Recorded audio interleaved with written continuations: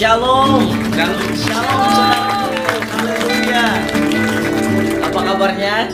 Pasti dahsyat, amin. Di dalam pemeliharaan Tuhan selalu sempurna, amin. Orang kita bersyukur kita kembali lagi berjumpa, dan kita akan mengalami sebuah berkat, sebuah kasih karunia dari Tuhan yang akan membuat kita meluap dengan syukur, amin. Oleh karena itu mari saudaraku, dimanapun engkau berada, mari buka hati, mari kita berserah dan kita bersyukur kepada Tuhan kita yang baik dan setia. Mari kita berdoa. Bapa, kami bersyukur kepadamu karena kasih karuniamu, karena pembelaanmu dan pemeliharaanmu Tuhan. Kami boleh tiba lagi hari ini Tuhan. Kami mengucap syukur atas segalanya itu Tuhan. Engkau sungguh baik, sungguh baik, sungguh baik Tuhan. Engkau membawa kami dari iman kepada iman, kasih karunia kepada kasih karunia, bahkan kemuliaan sampai kepada kemuliaan Tuhan. Sungguh kami bersyukur kami boleh ada di dalam naungan-Mu Tuhan, Bapa kami yang setia dan hidup. Terima kasih. Ini kami berserah dan kami mau mengucap syukur atas segala kebaikan dan kesetiaan-Mu kepada kami. Mari Tuhan, ada bersama-sama dengan kami. Nyatakan jalan-jalan-Mu. Kami tahu itulah jalan kemenangan bagi kami. Itulah janji-Mu yang adalah ya dan amin bagi kami Tuhan. Mari nyatakan lagi, kami buka hati kami. Kami mau dibentuk dan kami mau mengucap syukur dan mau memuji Engkau Tuhan kami yang bertahta di bumi seperti di sorga. Haleluya. Haleluya. Haleluya. Amin, amin, amin. Haleluya, Jesus. Haleluya, Jesus. Yes.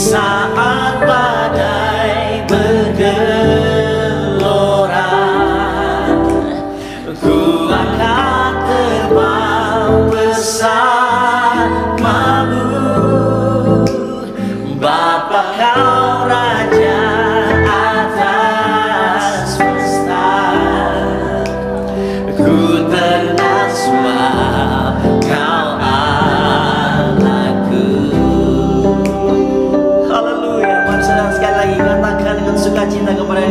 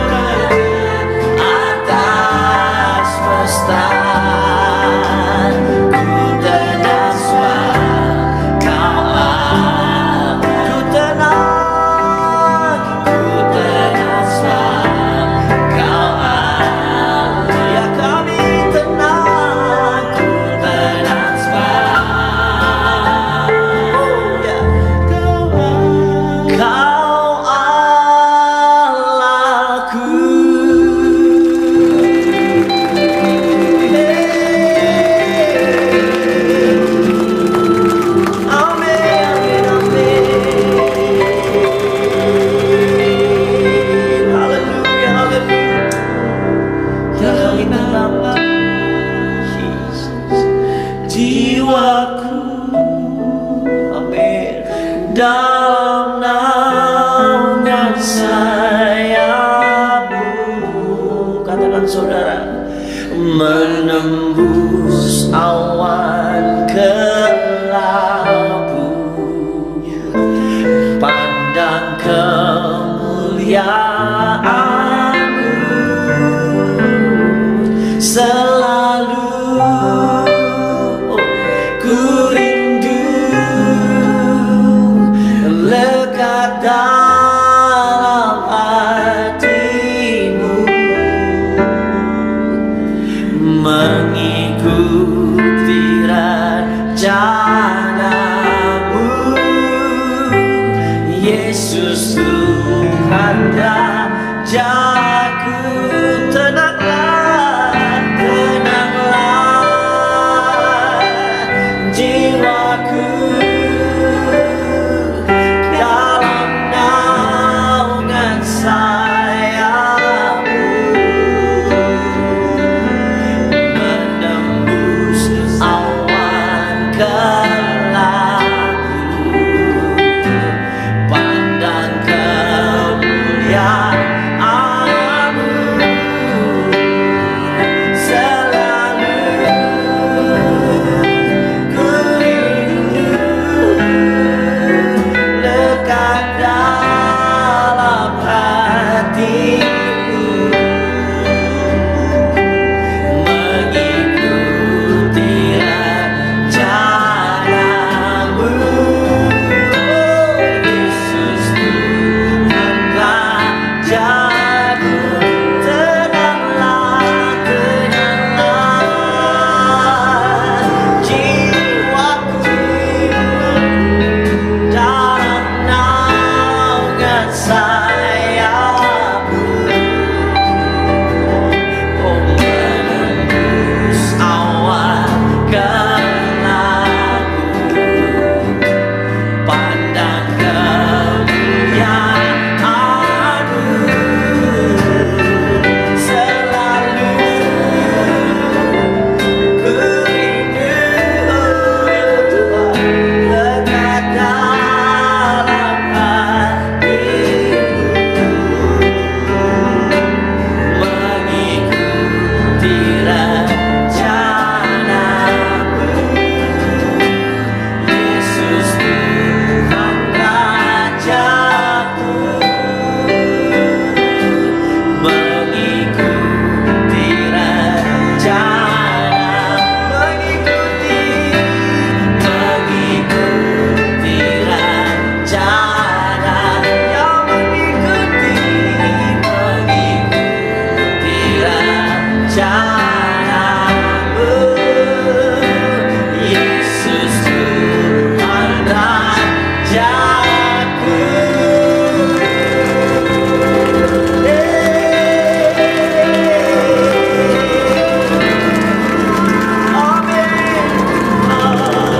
Kami tenang dalam-Mu Tuhan. Setiap jiwa yang bergelora, Tuhan jadikan tenang. Karena kami tahu Tuhan sudah lebih tahu Yes. akan apa yang sudah terjadi, Oh ya Tuhan. yang sedang terjadi, bahkan yang akan terjadi. Haleluya. Nothing takes you by surprise. Tidak ada yang membuat engkau kaget, tidak ada yang membuat kau terkejut. Haleluya. Oleh-Mu semua itu ada, oleh-Mu semua dijadikan. Haleluya. Dan kami mau tinggal tenang dalam-Mu dan oleh-Mu, mengalir dalam ketenangan, Oh, haleluya. mengalir dalam grace, dalam kasih karunia Haleluya. yang Yesus sudah bayar lunas di kayu salib, sehingga kami bisa mengalami hidup yang restful. Bukan nanti di surga, bukan waktu kami meninggal orang bilang rest in peace. No, peace and rest is today. Rest dan damai sejahtera itu ada tersedia buat kami hari ini. Amin. Bukan akan, tapi sudah dibayar lunas. Dan kami mau menikmati dalamnya, kami mau hidup dalamnya, Oh, ya. dan kami mau mengalirkan dari dalamnya. Dalam nama Yesus. Amin, amin, amin. Mari kita buka kitab kita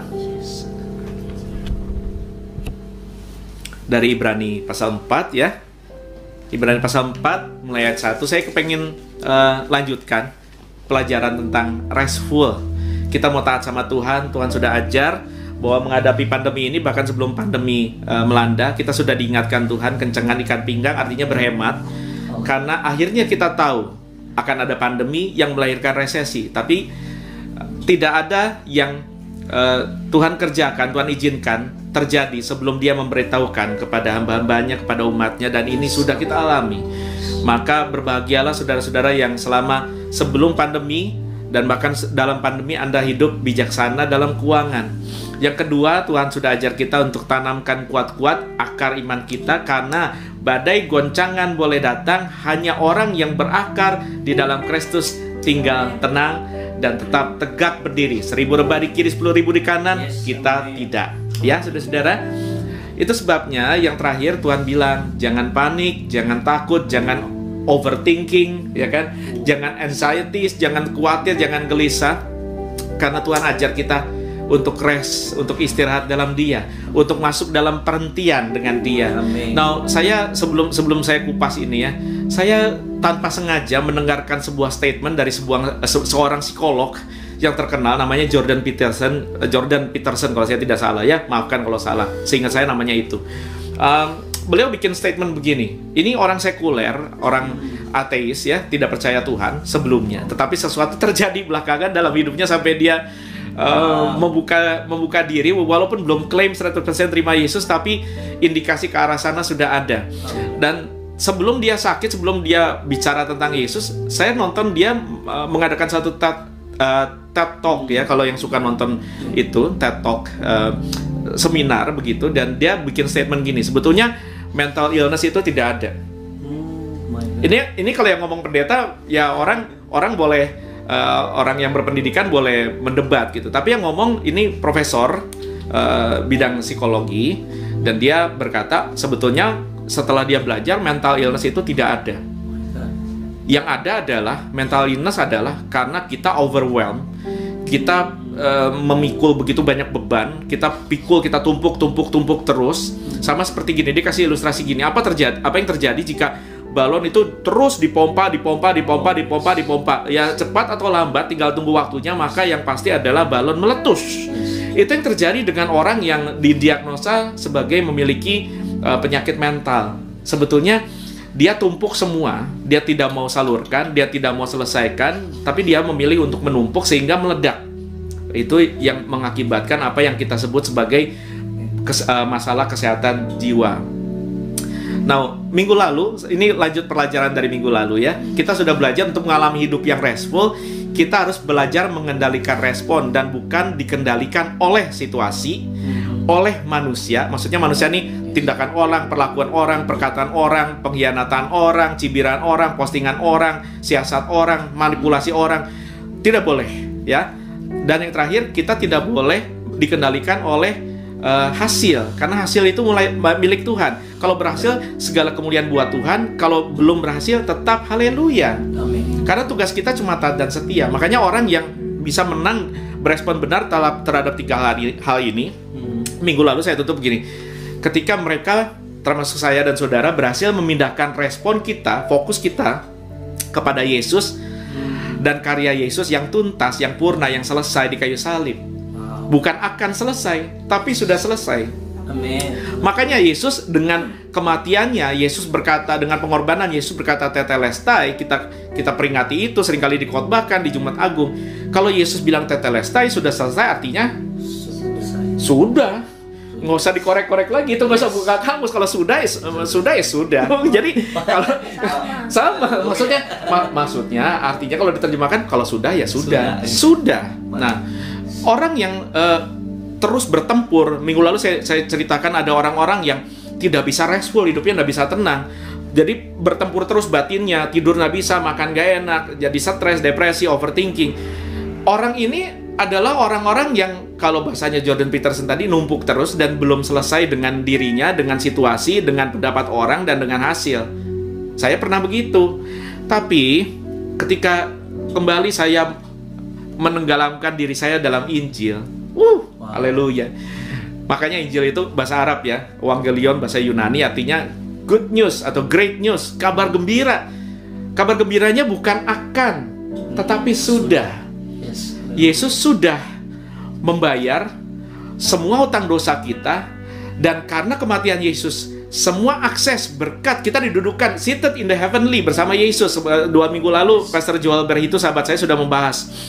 Kita didudukan bersama-sama dengan Yesus, dan semua berkat yang Bapa punya jadi milik kita. Haleluya. Karena Yesus. Amen. Itu kalau Anda memahami ini, maka setiap kali baca Lukas 15 tentang, kita kan selalu fokusnya anak bungsu yang hilang ya. Padahal yang hilang bukan cuma anak bungsu di Lukas 15, anak sulung juga hilang.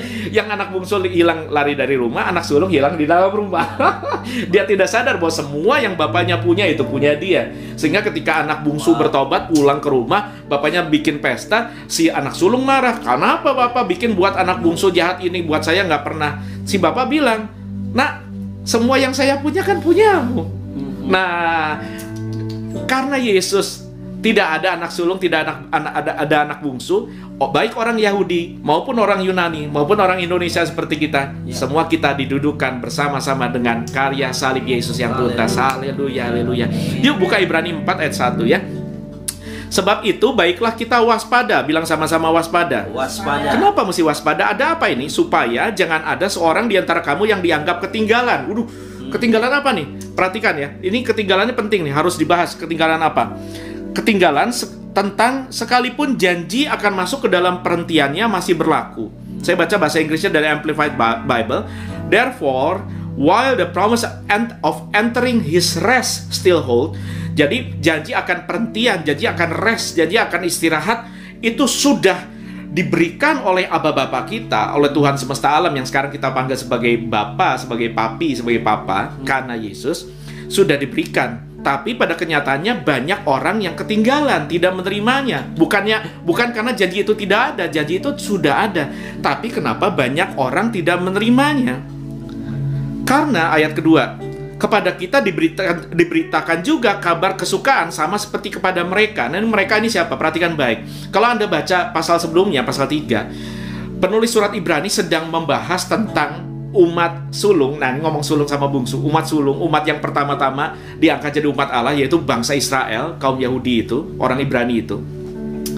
Dijanjikan oleh Allah sebuah hari perhentian, bukan cuma hari Sabat, hari ke-7, bukan cuma tahun Sabat tahun ke-7, tetapi sebuah tempat perhentian dari perbudakan Mesir. Allah menjanjikan, aku akan jadi Allahmu, kamu akan jadi umatku, kamu akan kuberikan negeri yang berlimpah susu dan madu.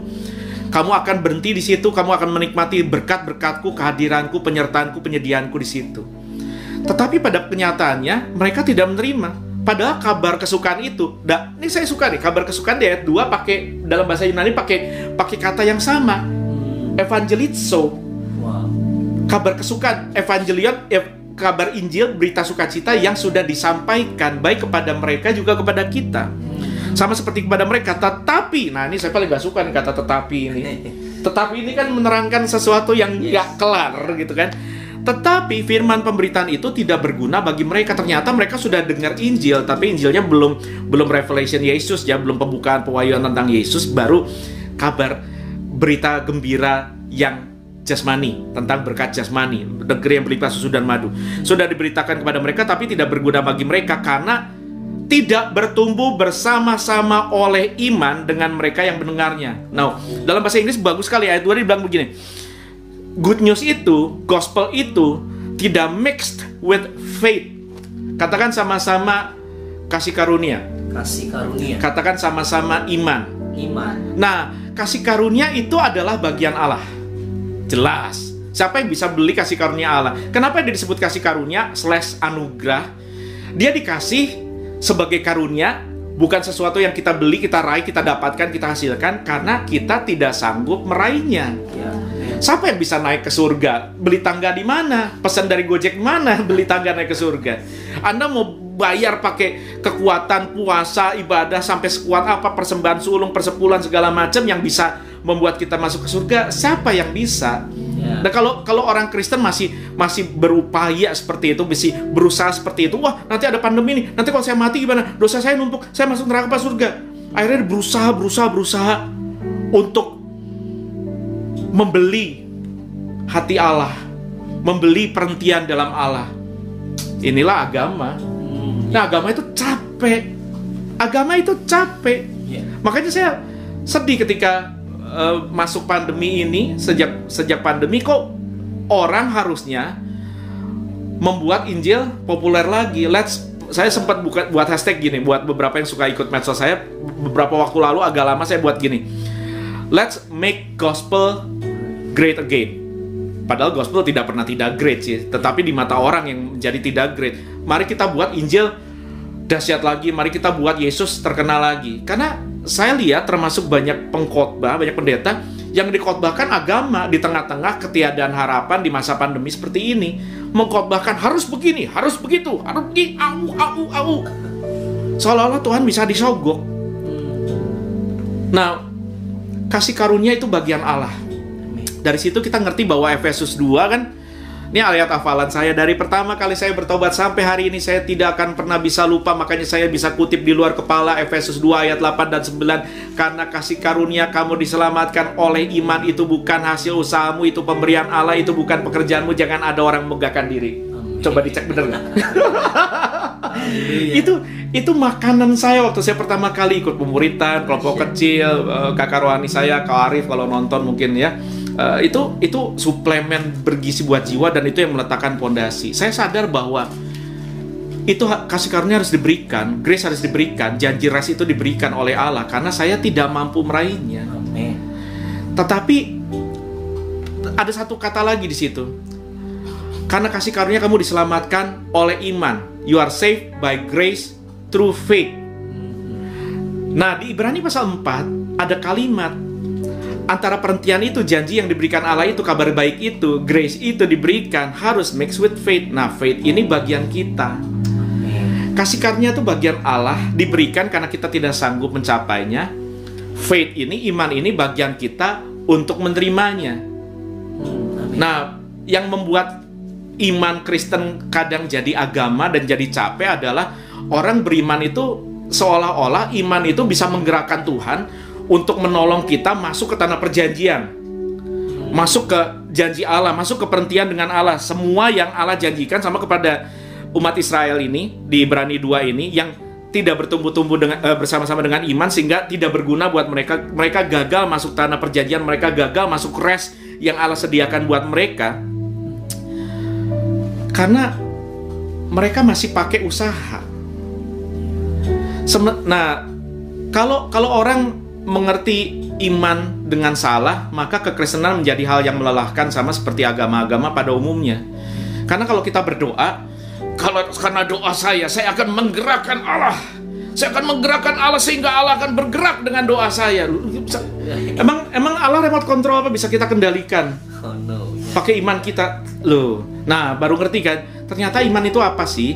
Iman itu adalah kita percaya pada apa yang Allah sudah janjikan, sediakan, dan dibayar lunas oleh kasih karunia lewat pengorbanan Yesus di kayu salib. Makanya Efesus 2 ayat 8 itu sangat penting. Kalau kita baca Ibrani ini, itu menjadi penting. Itu akses masuknya di situ. Karena kasih karunia kita beroleh semua yang Yesus bayar di kayu salib. Umat Ibrani ini, di ayat 3 Ibrani 4 tadi, tidak beroleh sebab kita yang beriman akan masuk ke tempat perhentian seperti yang ia katakan, sehingga aku bersumpah dalam murkaku, kata Tuhan, mereka tak akan masuk ke tempat perhentianku sekalipun pekerjaannya sudah selesai sejak dunia dijadikan. Nah, ini sedang mengutip Mazmur 95 ayat 11. Allah sedang mengingatkan kepada umat Ibrani betapa akhirnya mereka gagal masuk ke rest yang Tuhan sediakan karena mereka tidak percaya pada grace yang Tuhan sediakan. Mereka gagal masuk. Dan di situ ada kata pekerjaan Allah sudah selesai sejak dunia dijadikan. Ini Allah sedang mengingatkan para pembaca kitab Ibrani, termasuk kita, pakai pola hari penciptaan, 7 hari dunia diciptakan. Pada hari ke-7 Allah istirahat. Nah, kalau Anda mikir Allah istirahat, oh Allah capek ya 6 hari kerja. Lu Allah nggak bisa capek dong. Kan Yesaya 40 sudah bilang, have you not heard, have you not know, our God will not grow weary. Tidak pernah kau tahu, tidak kau dengar, Allah kita tidak lelah. Allah tidak capek. Kata berhenti di situ, kata Allah rest di situ, kata Allah beristirahat di kitab Kejadian itu seperti seorang seniman nih, kalau saya kan sebetulnya aslinya seniman sebelum saya jadi hamba Tuhan. Makanya S1 sekuler saya adalah sarjana seni, saudara ya. Seorang seniman itu ketika dia sudah ngedesain atau melukis gitu ya, sudah melukis dan sudah perfect, aransemen, misalkan Ica pengarang lagu nih, sedang akan memproduksi banyak album, amin. Ketika kita sudah ciptakan karya seni yang indah dan kita tahu udah selesai, kita nggak mau tambahin apa-apa lagi di situ. Sebab kalau kita tambahin satu oretan saja atau satu nada saja, rusak sudah. Bukan kita rest, kita berhenti, kita istirahat bukan karena kita capek, tetapi karena sudah selesai. Makanya penciptaan itu kan sudah selesai. Waktu Anda baca kitab Kejadian, misalkan alam ciptakan, ketika Allah berkata jadilah terang, ya kan, terang itu jadi, jadilah cakrawala jadi. Tetapi Allah tidak lakukan itu, tidak ciptakan lagi tumbuhan-tumbuhan, ternak-ternak. Allah berkata, bumi keluarkan tumbuh-tumbuhan, bumi keluarkan ternak, keluarkan ikan-ikan. Kenapa? Karena potensi itu sudah ada di dalam bumi. Allah sudah menciptakan. Masa kalau untuk menciptakan, sudah menciptakan bumi dan segala potensinya, Allah ciptakan lagi ternak-ternak dan tumbuhan-tumbuhan, kan jadi 2 kali kerja ya, saudara ya. Dalam kitab Kejadian kalau ada buka, di dalam tumbuhan-tumbuhan itu ada biji. They consist of seed therein. Sudah ada benih di dalamnya. Sudah ada potensi ilahi di dalamnya, sehingga ketika Allah berkata jadilah, maka keluar itu semua potensi. Dan itu sudah tuntas. Makanya jangan pernah berpikir bahwa jagat raya ini kok jadinya rusak ya, ini ada pandemi, ini dunia akan begini-begini. Loh, Allah kemana ya? Allah kemana ya? Saya tidak pernah khawatir akan apa yang terjadi dengan jagat raya ini dan planet kecil ini. Tidak pernah khawatir. Karena setiap kali Allah selesai menciptakan di Kejadian pasal 1, Anda baca ya, Allah selalu bilang, dan Allah melihat semuanya itu baik. Baik. Haleluya. Jadi dunia ini tidak sedang spinning around di luar kendali. Amin. Hanya karena ada pandemi, jangan Anda pikir Allah tidak pegang kendali. Wah, ngeri sekali kalau kita naik bis, naik kereta di mana masinisnya, supirnya mabok atau pergi atau pulang kampung tanpa, sementara lagi ngebut. Wah, tapi Allah tidak begitu. Allah tidak meninggalkan kita. Allah ada serta kita. Makanya saya tidak takut. Saya tidak takut akan apa ya? Pandemi ini akan membuat kita kelaparan. Nah, potensi makanan ini sudah ada. Yang manusia harus lakukan adalah mengerjakannya. Nah, ini kalau dibilang kerja jadi kesannya nggak rest ya. Kerja ini adalah tindakan iman. Iman apa? Menerima apa yang Allah sudah sediakan. Yes, amin. Jadi kita tidak sedang berjuang bekerja untuk mendapatkan, tapi bekerja untuk menerima.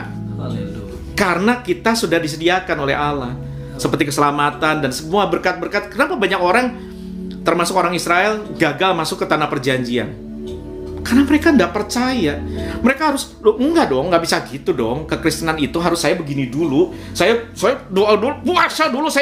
Puasa itu seperti hunger strike. Seperti lagi demo lapar supaya Allah mau jawab tuntutan saya. Salah kan? Anda tidak sanggup mengintimidasi satpam, apalagi Allah. Allah bergerak karena kasih karunia, with or without you. Amin. Tanpa Anda, dengan Anda, tidak ada urusannya. Allah sudah sediakan apa yang Dia mau sediakan kepada kita, sekalipun kita tidak layak menerimanya. Iman adalah percaya dan menerima apa yang Allah sediakan. Makanya pola ini diulangi lagi sama penulis Ibrani. Di ayat 4 dibilang ini, sebab tentang hari ke-7 pernah dikatakan dalam satu nas, dan Allah berhenti pada hari ke-7 dari segala pekerjaannya. Bukan karena capek ya, tetapi karena menikmati. Allah menikmati alam semesta yang diciptakan sampai hari ini. Allah menikmati Anda. Dan orang yang ngerti inheritance yang dia punya, semua harta yang disediakan oleh pengorbanan Yesus, hidupnya rileks. Amin. Sebetulnya secara manusiawi ya, saya, Brother Jim dan Sister Ica Jose, semua kita punya alasan untuk worry. Ya. Punya nggak? Ya. Worry. Tetapi sudah masuk hampir 2 tahun masa ini, Anda tadi Jim bilang kok Kak Asaf, biasa manggilnya Kak ya, karena kita masih sama-sama muda, puji Tuhan. Kok kelihatannya makin fresh. Tadi ketemu Ica ya di lobi, ketemu satu ibu jemaat. Halo Bu, Bu Shirley bilang, wah Pak tambah fresh segala macam. Gini saudara, kuncinya gini, karena saya belajar rest sama Tuhan. Saya percaya bahwa Allah sudah menyediakan semua yang dibutuhkan oleh keluarga saya. Amin. Allah mencukupkan semua yang dibutuhkan oleh gerejanya, oleh pekerjaan Tuhan. Dan Allah akan melakukan bagiannya tanpa saya perlu ingatkan lewat doa. Wow. Sebetulnya waktu saya berdoa, waktu kita baca Alkitab, waktu kita studi Alkitab, bukan menambah iman Allah, bukan mengingatkan Allah, tetapi membuat kita lebih percaya pada Allah. Anda tidak membuat Allah lebih bergerak, lebih tergerak dengan doa dan baca Alkitabmu. Oh, come on. Ketika kita doa, ketika kita baca Alkitab, yang kita selaraskan adalah otak ini dengan iman nyambung masuk dalam res yang Allah sediakan. Wow, haleluya. Makanya Allah berhenti itu, Allah res itu membuat Anda orang Kristen jadi di tengah-tengah masa seperti ini, tenanglah.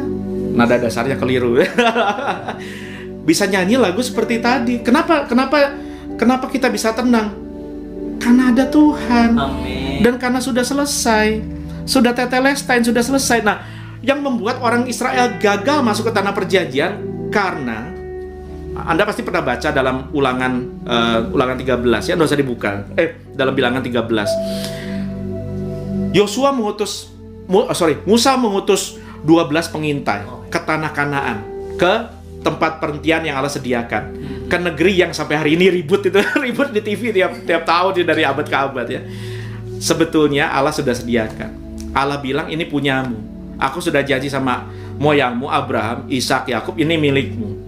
Tetapi dari 12 orang yang diutus Musa, yang 10 bilang nggak bisa. Mana mungkin? Mana mungkin? Itu orang-orangnya besar-besar, raksasa-raksasa. Kita nih, sekalipun status kita adalah umat Allah, umat pilihan Allah, tetapi kata mereka, perhatikan ya, kita seperti belalang kecil. Wah, betapa besarnya iman mereka. Kita seperti belalang. Cuma 2 orang, Yosua dan Kaleb, yang berkata bahwa kalau Allah sudah kasih, itu milik kita. Kita tidak perlu takut, tidak perlu khawatir, tidak perlu meragukan. Kita harus rest saja dan terima saja. Itulah iman. Ambil, kata Tuhan. Nih, saya kasih contoh ya, biar Anda dapat gambaran. Iman itu apa sih? Iman itu, Jim, percaya nggak bahwa bantal ini kalau dipeluk enak? Karena Kasih bilang, ya. Dia percaya saya, maka Jim percaya bahwa bantal ini enak dipeluk. Jim, percaya nggak bahwa saya mau memberikan bantal ini kepadamu? Bahwa bantal ini bisa jadi milikmu. Sekarang di mana bantalnya? Masih ambil, udah dikasih. Oh. Itu, saudara. Nah, yang membuat orang Israel kehilangan karena tadi percaya bahwa bantal ini bisa jadi milikmu kalau saya kasih. Saya mau kasih, ini milikmu. Percaya? Yes. Percaya ini milikmu? Yeah. Tapi nggak mau diambil. Nggak dapet. Masih. Nah, dan konsekuensinya fatal, saudara-saudara. Konsekuensinya sangat fatal karena mereka mengintai selama 40 hari dan akhirnya bangsa Israel lebih banyak memilih untuk mendengar kabar-kabar buruk dari TV 10. TV 10 maksudnya channel 10.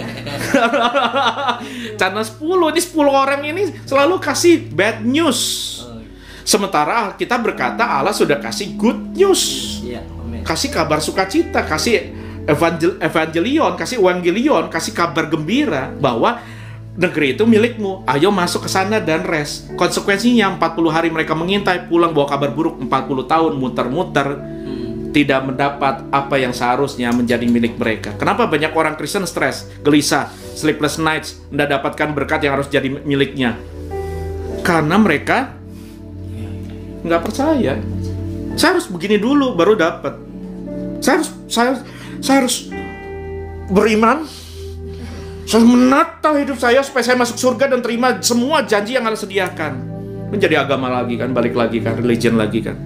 Efesus 2 ayat 8-9 tadi sudah kita kutip. Karena kenapa saya bisa pede bahwa baik keselamatan maupun semua providensia Allah, penyediaan Allah, berkat Allah yang diperlukan untuk kita hidup. Ingat ya, berkat bicara kebutuhan bukan keinginan ya. Amin. Semua yang kita perlukan untuk hidup yang baik, untuk menuntaskan maksud Allah lewat hidup kita yang singkat ini sudah Allah sediakan. Kenapa? Karena Roma 5 ayat 2 berkata oleh Dia, oleh Yesus, oleh Dia, bukan kita, oleh Dia, kita juga beroleh jalan masuk oleh iman kepada kasih karunia ini, kepada rest ini, kepada grace ini, kepada kabar gembira ini. Di dalam kasih karunia ini kita berdiri dan kita bermegah dalam pengharapan akan menerima kemuliaan Allah.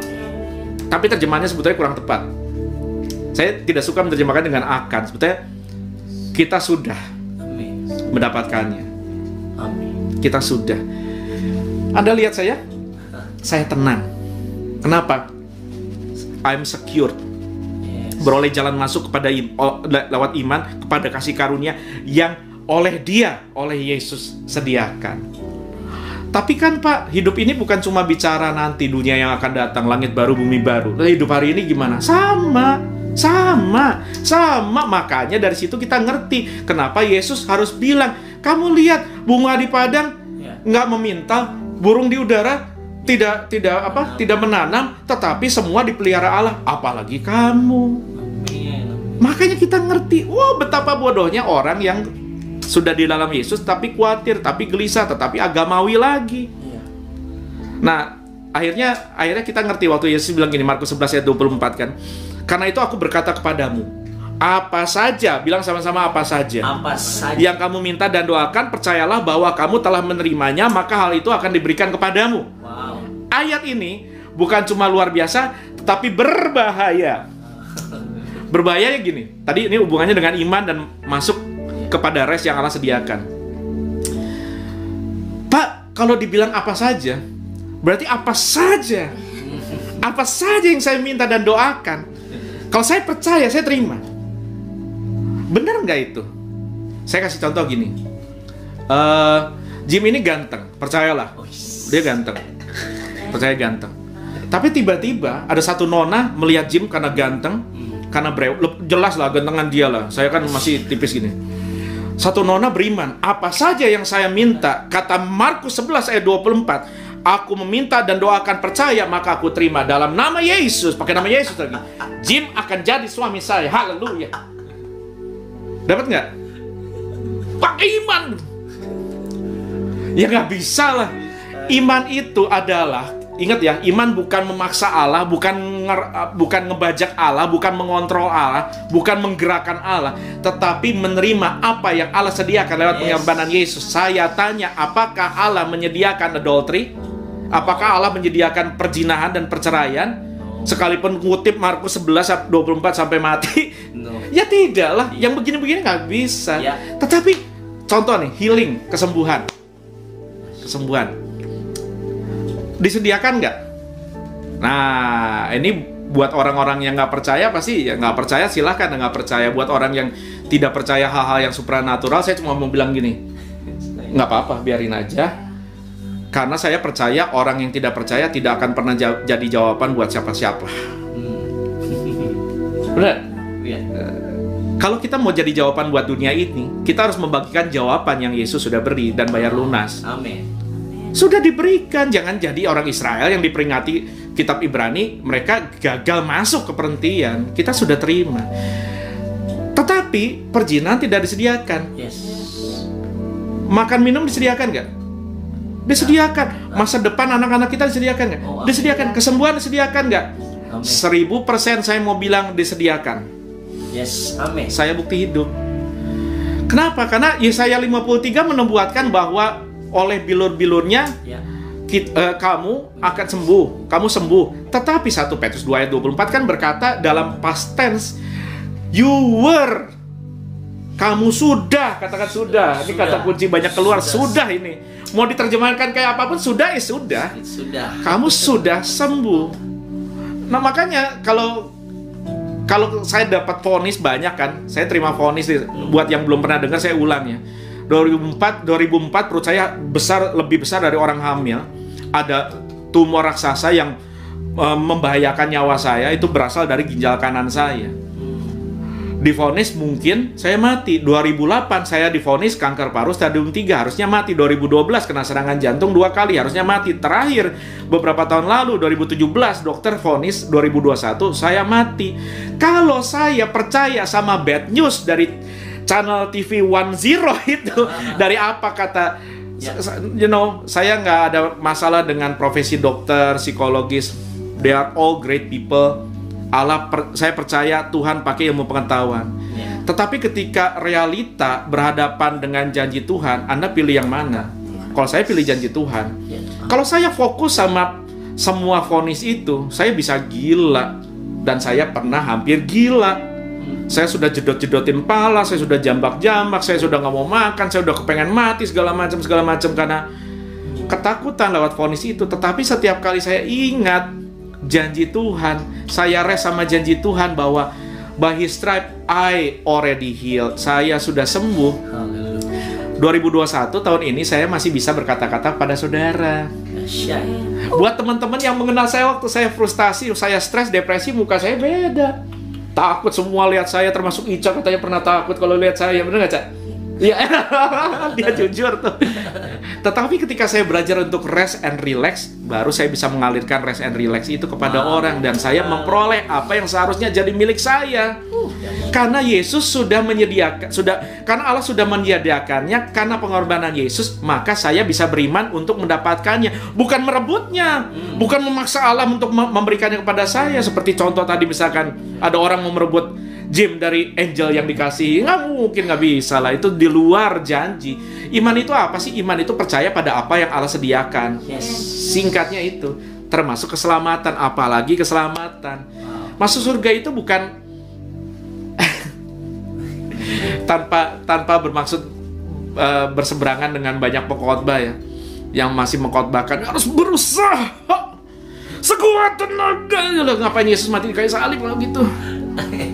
Where is the gospel? Di mana kuasa Injil? Wah, mana Injilnya? Kalau Yesus mati di kayu salib sia-sia dan kita harus berusaha supaya kita masuk surga, ya udah kita besok beli kayu salib rame-rame. Haleluya. Anda diberkati, saudara-saudara.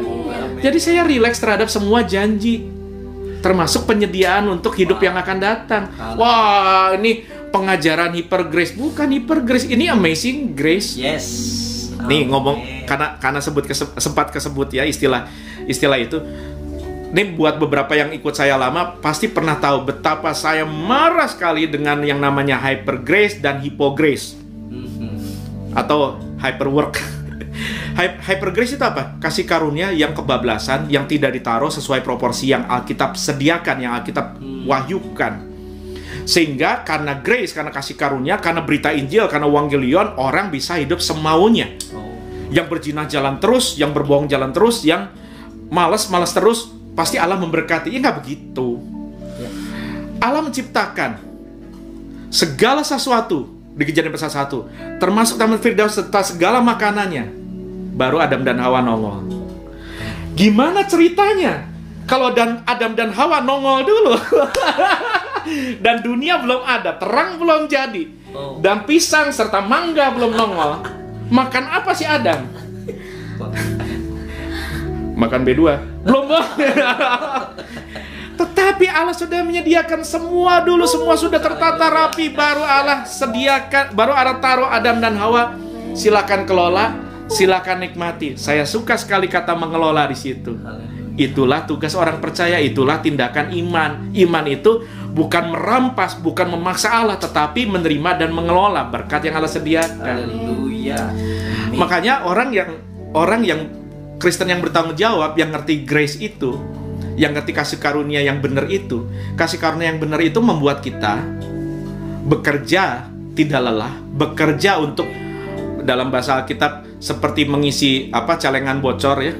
Kita berlelah untuk mendapatkan berkat, tetapi kita bekerja dengan nikmat karena meraih berkat yang Tuhan sudah sediakan buat kita. Nah, kalau dari situ pekerjaan jadi ibadah kan? Yes. Bukan jadi beban. Betul. Makanya kenapa banyak orang stres kerja karena tidak ngerti rest. Karena tidak ngerti rest maka stres. Orang stres karena nggak rest. Orang rest tidak stres. Amen. Kerja jadi nikmat, usaha jadi bergairah, pelayanan jadi dahsyat. Tepuk tangan yang meriah buat Tuhan. Wih, udah. Ini kalau begini udah gak sabar mau ibadah onsite ya saudara ya. Beberapa jemaat sudah minta. Rasanya ya sebentar lagi ya kita buka ya. Itulah grace yang tidak hiper. Tetapi keselnya banyak orang yang mengkhotbahkan grace yang hipo. Hipo itu apa? Minus. Bukan cuma grace-nya kurang, kasih karunia kurang, Injilnya kurang, bahkan Injilnya nggak ada. Semuanya jadi humanisme, jadi human centric, jadi anthropocentric. Ini bukan gospel, ini religion. Ayo bertobat deh. Jangan dengerin guru-guru yang begitu lagi lah, capek kita. Ayo kabarkan lewat medsosmu kepada tetanggamu, kepada keluargamu bahwa ada pengharapan dalam Yesus. Dan pengharapan itu bukan akan, tapi sudah dibayar lunas. Wow, baru kita ngerti. Yesus marah setiap kali murid-murid khawatir. Karena dengan khawatir berarti murid-murid mempertanyakan kemampuan Tuhan untuk memberkati, memelihara, dan mengampuni, dan menyelamatkan. Orang ngerti ini ya, hidupnya rileks, banyak senyum, banyak tertawa, ya kan? Bisa jadi berkat. Makanya orang Yahudi itu orang Yahudi yang ditemui Yesus, yang sedang diadres oleh penulis Ibrani ini, gagal untuk menyalurkan kasih, gagal untuk menjadi berkat, karena hidupnya nggak selesai-selesai urusan agamanya. Ritual demi ritual, supaya bisa meraih kasih karunia perkenanan Allah. Ya capek lah. Dan mereka menaruh dari 10 hukum Allah yang Allah berikan kepada Musa di atas Gunung Sinai, ditumpuk lagi, sampai begitu banyak. Sampai mereka membuat sistem kasta. Saya Saduki, saya Farisi, saya ahli Taurat, saya imam, kamu jempol. Kamu kelingking. Ini yang dilabrak Yesus. Yesus melihat dari kacamata grace yang memulihkan hubungan yang rusak itu karena dosa. Ingat tabir bait Allah terbelah. Tidak ada lagi dikotomi kudus dengan nggak kudus, Allah dengan manusia berdosa, imam dengan bukan imam. Tabir terbelah, pintu terbuka.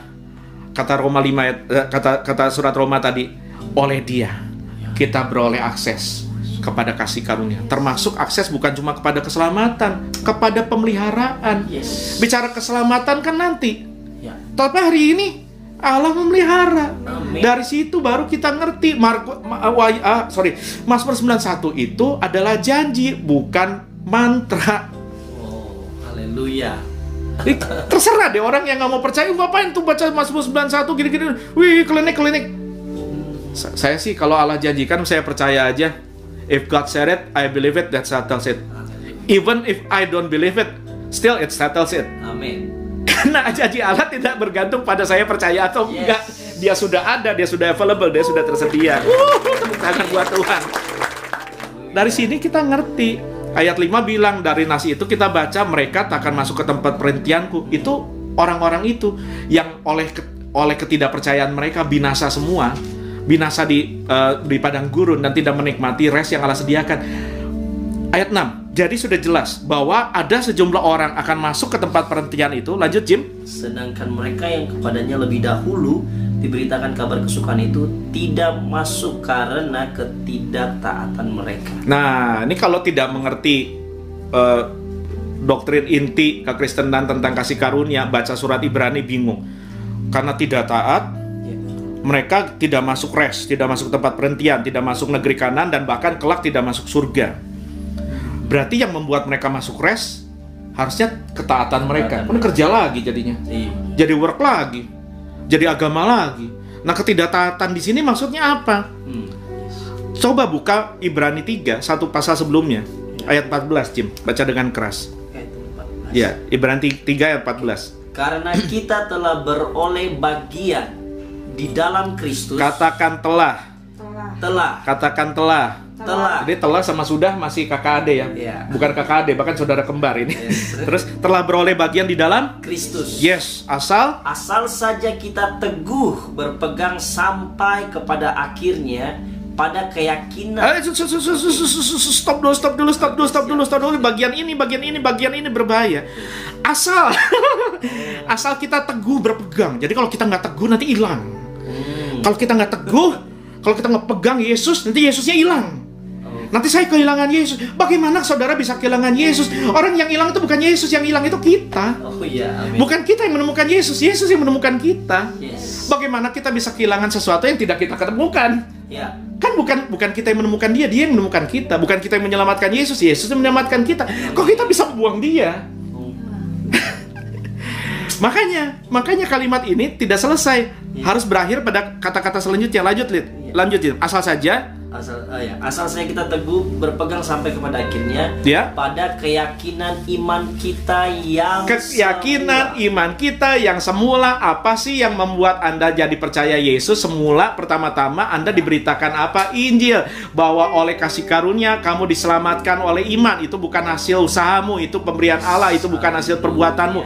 Jangan ada yang memegahkan diri. Yohanes 3 ayat 16, karena begitu besar kasih Allah akan dunia ini sehingga Ia memberikan anaknya Yesus Kristus yang tunggal, supaya barang siapa yang percaya kepadanya tidak binasa melainkan beroleh hidup yang kekal. Kan itu yang membuat kita percaya, itu yang membuat kita dibaptis, itu yang membuat kita jadi Kristen, itu yang membuat kita melayani, itu yang membuat kita rest. Yes, haleluya. Itu. Jangan bergeser dari itu, dari grace itu kepada hypo grace, kepada grace yang nggak ada, atau kepada hyperwork. Work yang hiper. Aduh, itu jadi agamawi lagi. Ayat 19, kita nanti akan ngerti kenapa tadi ada kata mereka tidak masuk rest, mereka binasa karena ketidaktaatan. Sebetulnya ketidaktaatan yang dimaksud apa? Ayat 19, Jim. 19 pasal 3. Ya. Ya, demikianlah kita lihat bahwa mereka tidak dapat masuk oleh karena ketidakpercayaan mereka. Ternyata ketidaktaatan yang dimaksud di situ adalah tidak percaya. Karena iman itu percaya, dan iman itu aktif, bukan pasif. Sama seperti saya janjikan bantal ini kepada Jim, dan saya berkata bahwa bantal ini milik Jim.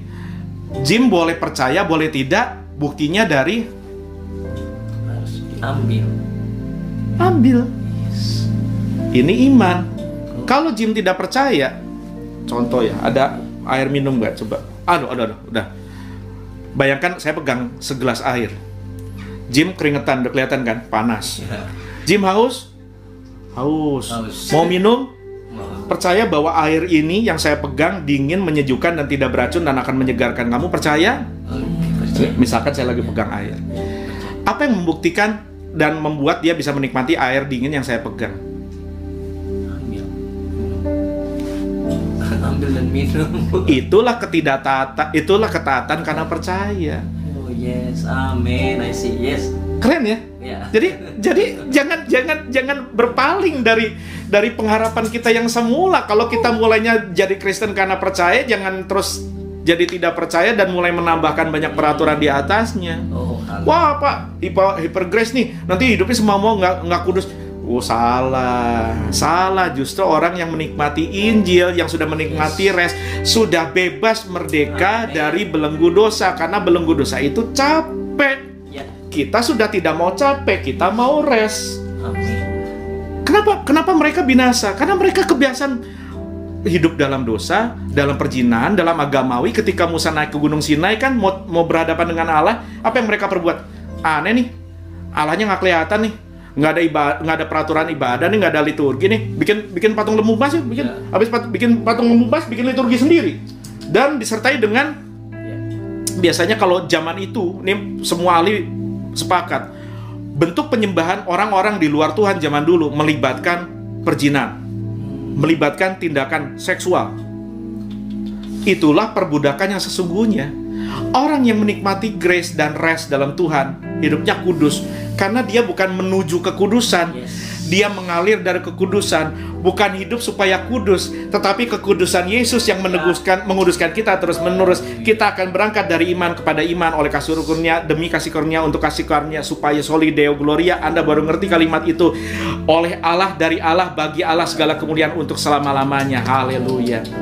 Bukan kita, not by work, not by us, only God. More of Christ, less of us. Makin banyak Kristus dan makin gak ada kita. Makanya minggu lalu saya juga tutup dalam doa saya di perjamuan kudus, saya bilang gini: dalam kejayaan, keberhasilan kita tidak jumawa. Dalam kegagalan kita tidak nestapa.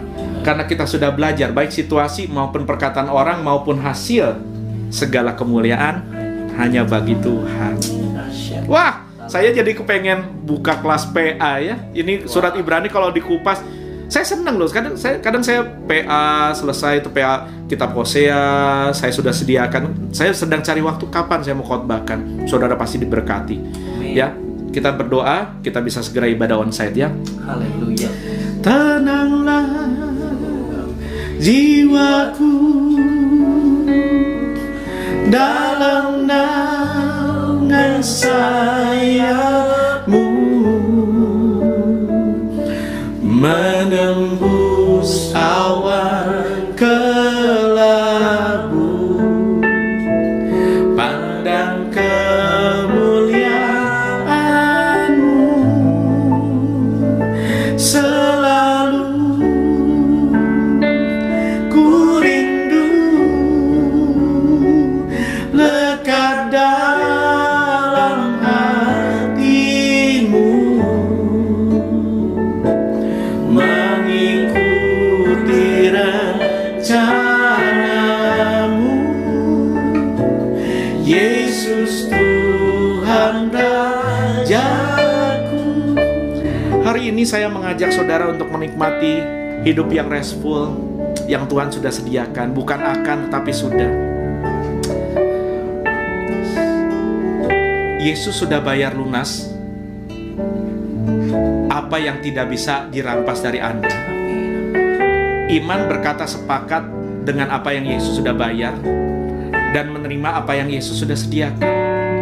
Baik kesembuhankah, pengampunan dosakah, penyediaankah. Kita harus bekerja betul, tetapi Anda tidak bekerja untuk meraih berkat, tetapi Anda bekerja untuk menjelang berkat. Karena berkat sudah disediakan. Makanya di Kejadian pasal 1 saya ulangi, Allah menyediakan semua makanan bagi Adam dan Hawa, tetapi untuk kupas kulit pisang masih tugas Adam. Ya. Allah tidak akan jejelin pisang ke dalam mulut Ica atau ke dalam mulut Jim. Ada yang bagian kita, ada yang bagian Allah. Amin. Lakukan bagianmu. Apa Pak bagian saya? Berserah, surrender, bahwa engkau tidak bisa menyelamatkan dirimu sendiri, agama tidak bisa menyelamatkanmu, bahwa engkau tidak bisa menolong situasimu, bahwa engkau tidak bisa menolong kondisimu, baik ekonomi maupun rumah tangga atau apapun. Berserah pada Yesus yang sudah menyelesaikan semuanya. Kita bergerak bukan mencapai kemenangan, bukan doa puasa minta kemenangan, bukan berjuang mendapatkan kemenangan, tetapi kita menang, kita istirahat karena kita berdoa dari kemenangan, kita berjuang dari kemenangan, kita menerima dari kemenangan karena Yesus yang berkata tetelestai, sudah selesai. Hari ini buat saudara yang gelisah, mari teduhkan hatimu. Bapa, dalam nama Yesus, aku berdoa buat setiap pemirsa, setiap jemaat yang gelisah, yang restless nights, yang tidak bisa tidur, yang terus khawatir gelisah karena mereka sedang berusaha untuk menjadi Tuhan atas situasi yang memang tidak ada satupun yang bisa pegang kendali. Hari ini aku menyerahkan sahabat-sahabatku dan kami berkata bersama-sama dalam nama Yesus, bertobat. Kami bertobat. Kami bukan Tuhan, kami nggak mau jadi Tuhan. We let God be God. Kami izinkan dan kami bukan kami izinkan, kami biarkan Allah jadi Allah, Tuhan jadi Tuhan. Dan kami let go and let God. Kami lepaskan semua yang kami tidak bisa kontrol, semua yang tidak bisa kami kendalikan. Kami mau hidup tenang. Kami mau rest dalam Tuhan. Buat saudara yang takut akan penyediaan akan makanan hari esok, bekerjalah tidak dengan gelisah, berdaganglah tidak dengan khawatir. Nikmati dan perkatakan bahwa Tuhan sudah menyediakan semua yang disediakan bagi orang-orang yang mengasihi Dia. Anda tidak perlu ingatkan Allah untuk meminta pakaian untuk bunga di padang, untuk menyediakan makanan buat burung di udara. Yesus berkata semua disediakan Allah bagi orang-orang yang mengasihinya. Yesus berkata Bapa yang baik saja, Bapa dunia yang jahat saja tidak mungkin memberikan ular atau batu kepada anak yang minta roti, apalagi Bapa di surga. Anda yang khawatir akan hari esok secara ekonomi, mari berdoa. Bapa, dalam nama Yesus, aku hardik segala kekhawatiran pergi dari hati kami. Kami menaruh percaya pada penyediaan Allah yang tuntas, Allah yang tidak pernah lelah, Allah yang tidak pernah lupa, Allah yang tidak pernah alfa, Allah yang tidak pernah pikun, Allah yang tidak pernah gagal untuk menyediakan apa yang kami butuhkan, bukan apa yang kami inginkan. Yang kami butuhkan, yang kami perlu, apakah itu makanankah, pakaiankah, kesembuhankah, masa depankah, atap di atas kepala kamikah, kami terima dengan rest. It's not by our effort, bukan dengan kekuatan kami, Tetapi oleh kasih karunia semua disediakan bagi kami. Kami terima dengan iman. Buat saudara yang sakit, yuk sepakat sama saya yuk. Dalam nama Tuhan Yesus, saya terima semua kesembuhan yang Yesus sudah bayar, yang sudah tersedia buat saya di kayu salib.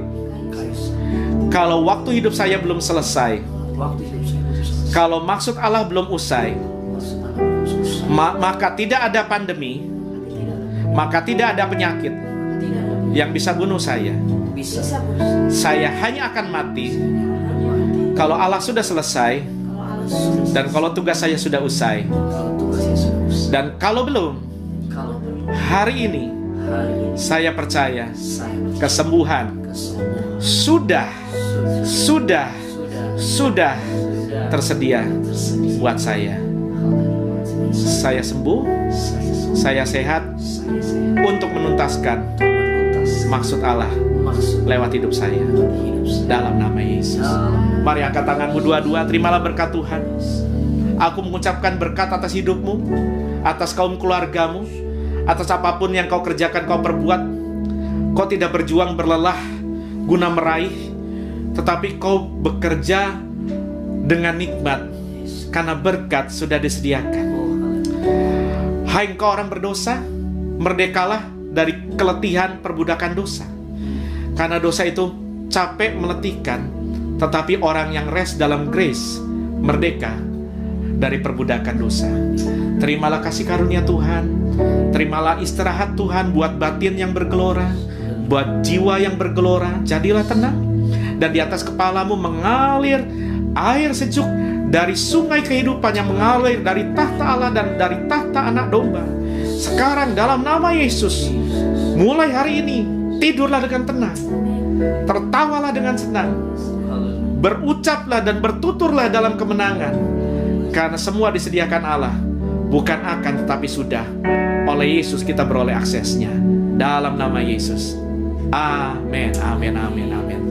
Tetap menang, tetap restful dalam Tuhan. Jangan biarkan apapun dan siapapun menghancurkan damai sejahtera restfulness yang sudah Yesus sediakan dalam. Amin.